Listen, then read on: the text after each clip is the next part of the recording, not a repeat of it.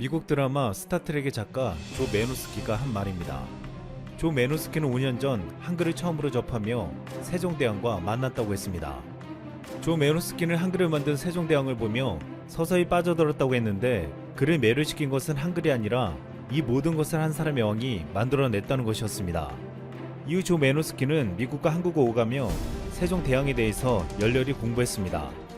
그는 결국 세종대왕을 자신의 영웅으로 숭배하게 되었고, 자신의 마음을 훔친 세종대왕의 매력을 전세계에 알리겠다며 상상력을 동원해 판타지 장편소설을 쓰게 되었습니다. 이 소설은 올해 574주년 한글날에 맞춰 국내 출간되는 킹세종 더 그레이트입니다. 조 메노스키는 모국어인 영어로 소설을 쓰고 이를 한국어로 번역하여 한국에서 먼저 출간하게 되었다고 밝혔습니다. 소설의 내용에는 한글이 세종대왕에 의해 만들어지고 주변국으로 퍼져나가는 과정이 판타지로 그려지는데, 이는 최근 한류로 인해 한글이 전세계로 퍼져나가는 상황과 비슷해 더욱 흥미를 주고 있습니다. 조 메노스키는 작가의 말을 통해 만일 서구의 어느 나라 왕이 백성을 위해 글을 창제했다면 그는 전세계 영웅이 되었을 것이라고 한탄하며 자신의 글로 세종대왕을 세계에 널리 알리겠다는 열망을 토해냈습니다. 앞으로 그는 이 소설을 영화 드라마로 만들 준비도 하고 있습니다.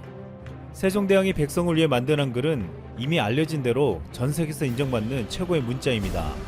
글자로 소리 표현을 중국어는 400여 개, 일본어는 300개를 할 수 있지만 한글은 무려 8,800개의 소리를 표현할 수 있습니다. 예를 들어 한글로 일본어를 표기하는 것은 크게 무리가 없지만 일본의 가나로 한국어를 표기하는 것은 아예 불가능했습니다. 이렇게 한글은 현존하는 문자 중에서 가장 많은 발음을 표기할 수 있는 문자이기에 전세계 언어학자들은 한국어는 가장 과학적이고 유동적이고 융통성 있는 문자라고 칭송했습니다. 한국이 문맹률이 가장 낮은 점은 한글의 우수성이 큰 기여를 했다고도 보고 있습니다. 세종대왕은 중국에서 오는 한자가 어려워 한글을 만들었지만 창제 직후 한글은 지도층으로부터 외면받았고 평민이나 하층민이 쓰는 글자로 전락했습니다. 그럼에도 한글은 꿋꿋이 살아남아 한자를 제치고 우리의 글자가 되었습니다. 한자가 어려운 것은 중국 내에서도 마찬가지였습니다. 한자의 문제로 고통을 받던 근대 중국의 지도자들은 한글을 창제한 세종이 450년 전에 고민했던 것과 똑같은 문제에 봉착했습니다. 그들은 어려운 한자로 인해 발생하는 높은 문맹률이 중국의 국력을 약화시켰다고 생각했습니다. 그런데 여기서 예상 못한 일이 벌어졌습니다. 중화민국 초대 총통 원색에는 중국인의 높은 문맹률이 문제가 되자 조선의 한글을 중국인에게 가르쳐서 글자를 깨우치게 하자고 제안한 것입니다. 원색에는 9월 말인 1882년 조선의 임오군란이 발생하자 조선에 파견되어 1894년 청일전쟁이 끝날 때까지 여러 차례 조선에 파견되어 머물렀습니다. 당시 원색에는 조선에서 생활하던 중 한글이 우수하다는 사실을 깨닫게 되었습니다. 이 때문에 원색에는 한글을 도입하자고 하면서 한글 창제가 백성을 구하는 길이라는 뚜렷한 신념을 관철시키려고 했습니다. 결국 원색에는 신하들의 반대로 자신의 뜻을 이루지 못했지만, 만일 당시 그의 뜻이 받아들여졌더라면 지금 중국도 한글을 사용하고 있었을 가능성이 컸습니다. 우리는 한글만 읽을 수 있으면 의사소통에는 문제가 없으나 중국은 그 발음이 각 지방마다 다 달라서 그 발음 기호를 로마자를 차용해서 사용하고 있습니다. 중국 정부는 20세기 초 90%가 넘는 문맹률을 최근에 가까스로 50%까지 줄여왔는데도 문맹률은 아프리카와 비슷하며 세계 최고 수준의 문맹률입니다. 현재 중국은 컴퓨터 보급과 정보화라는 새로운 문명 앞에서 한자 사용과 소리 글자 사용이라는 두 상황 앞에서 고민하고 있습니다. 한자는 획수가 많아 획을 간소화한 간체자로 극복을 하고 글자 수를 줄여 배우고 사용하기를 쉽게 했다고 해도 자판을 이용한 컴퓨터에 입력하는 것은 정말 번거롭고 오류가 날 확률도 높았습니다. 이 때문에 중국은 한자를 없애고 소리 글자를 채용해야 하는 상황이지만 중화라는 그들의 자존심이 결정을 늦추게 하고 있습니다. 일부 전문가들은 그때 원세계가 생각했듯이 한자를 없애고 한글을 선택하느냐 아니면 로마자를 선택하느냐 하는 결정사만 남을 것이라고 했습니다. 일본은 중국보다 더욱 심각한 상황입니다. 중국은 영어의 발음을 전부 표시할 수가 없어 아예 새로운 단어로 바꿔서 한자로만 받아들이지만, 일본은 가나, 한자, 로마자 등이 섞여서 쓰이기 때문에 더 어렵다고 말하고 있습니다. 현재 일본은 세계에서 가장 복잡한 문자 체계를 가지고 있어 그것을 배우는 것도 어렵지만 자판으로 입력하는 것도 어렵습니다. 한국은 자판에서 그대로 한글을 쓸 수 있지만 일본어는 알파벳으로 입력한 후 가나로 변환하고 최종적으로 한자를 선택해서 입력합니다. 이렇게 하면 최대 3번의 변환을 해야 합니다. 영어가 아닌 가나로 바로 입력하는 자판도 있지만 이는 별도로 교육을 받아 암기해야 합니다. 이런 현실을 한 네티즌은 한중일 3국의 자판 타이핑을 단적으로 비교해서 보여주었습니다. 중국어는 알파벳으로 중국어 발음을 입력 후 맞는 글자를 일일이 찾아야 하고, 일본도 가나 문자를 입력하는 방법이 있지만 키보드로 외우는 사람이 거의 없어 중국처럼 알파벳으로 발음을 입력한 후 변환했습니다. 하지만 한국어는 그냥 영어처럼 키보드에 써있는 대로 간편하게 입력할 수 있었습니다.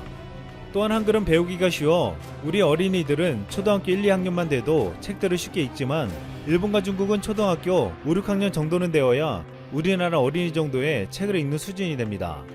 그만큼 가나와 한자를 깨우치고 학문을 배우는 시간이 오래 걸린다는 것입니다. 20세기 엄청난 발전을 이룩한 일본이 최근 스마트폰과 컴퓨터 보급률이 낮은 것은 인구 노령화 때문이라고 하지만 본질적인 원인은 복잡한 글자 때문이라고 지적되고 있습니다. 한때 한국에게 막말을 일삼았던 일본 아소다로는 총리 재임 시절 한자를 잘못 읽어 무식한 총리로 불리기도 했습니다. 아소다로는 무라야마다마를 답습, 도시한다고 읽어야 할 것을 푸시라고 발음하고, 또한 중1 교류 행사에서 1년 사이 이만큼 빈번, 심판하게 정상이 왕래한 것은 과거에 예가 없다고 말하려던 것을 번잡, 한자 쓰라고 잘못 읽었습니다. 중국 스촨성 대지진에 대해서는 미조우라고 읽어야 할 것을 미조우라고 읽기도 했습니다. 아소다로는 단순한 착오라고 변명했지만 정치평론가들은 만화강인 아소 총리가 언제 한자를 제대로 공부할 틈이 있었겠느냐고 비꼬기도 했습니다. 이렇게 일국의 총리까지도 제대로 읽지 못할 만큼 일본의 한자는 쉽지 않았습니다. 1990년대 세계 언어학자들이 프랑스에서 모인 학술 자리에서 놀라운 논의가 있었습니다. 토론 중에 한국어를 세계 공통어로 쓰면 좋겠다는 말이 나온 것입니다. 한글은 세계에서 가장 합리적인 문자이고 가장 많은 발음을 표기할 수 있음에도 불구하고 가장 단순하고 가장 훌륭해서 배우기가 쉽다는 것이었습니다. 이 때문에 한국의 문맹률은 0%라는 경이적인 기록에 육박하고 있습니다. 언어 연구학으로는 세계 최고라 불리는 영국 옥스퍼드 대학에서는 세계 모든 문자의 순위를 매겨 진열해 놓았는데 여기서 자랑스럽게도 1위는 한글이었습니다.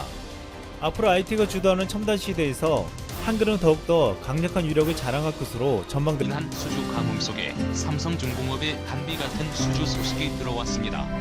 24일 업계에 따르면 삼성중공업은 최근 노르웨이 선사 노르데가 아메리칸 탱커스와 슈에즈막스급 원유 운반선 도착 건조 계약을 체결했다고 합니다. 넷은 주주들에게 보내는 레터를 통해 삼성중공업과의 신조 계약 사실을 알렸다고 합니다. 수에즈막스급이란 화물을 가득 실은 상태로 수에즈 운하를 통과할 수 있는 최대 선용으로 13만에서 15만 톤 급입니다. 성가는 1,500억 원 수준으로 추정되며 인도 예정일은 오는 2022년 상반기이며 내 측은 성가를 분할 지급할 전망이라고 합니다. 자세한 건조 사양은 아직 공개되지 않았지만 질소산화물 저감장치 및 선박평형수 처리장 시등을 탑재해 친환경 규제에 적합하며 연료 절감 기술들을 대거 적용하여 운항 효율성을 높일 것으로 알려졌습니다. 삼성중공업과 노르웨이 넷은 끈끈한 신뢰 관계를 자랑한다고 합니다. 양사의 일은 넷이 1995년 수에즈막스 유조선 세척을 발주하면서 시작됐습니다.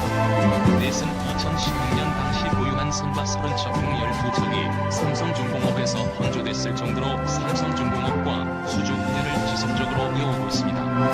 특히 수주 절벽이 극심했던 2016년에도 삼성중공업은 넷로부터 15만 7천 DWT급 유조선 세척을 2천억 원에 수주하며 협력 관계를 유지하기도 했습니다. 한편 삼성중공업은 지난달 아시아 지역 상사로부터 세계 최대 크기인 98K급 초대형 에탄 운반선 2척을 수주하며 총 7척 수주했으며 7억 달러의 수주 실적을 기록 중입니다.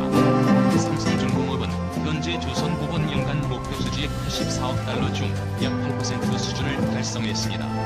노르웨이 해운왕윤 프레드릭센이 이끄는 유조선사 프런트라인은 올해 상반기 순이익 3억 6,499만 달러를 얻었다고 밝혔다. 올해 1분기 유조선 시황 급등이 실적 개선의 배경이다. 전년 동기 4,112만 달러에 비해 8.9배 성장한 수치다. 유조선 시장은 원유 생물 가격이 현물 가격보다 높은 횡보 현상으로 트레이더들의 해상비 축수와 단기 용선이 고갈해지면서 가파른 상승 곡선을 보였다. 매출액은 85% 증가 7억 9,890만 달러로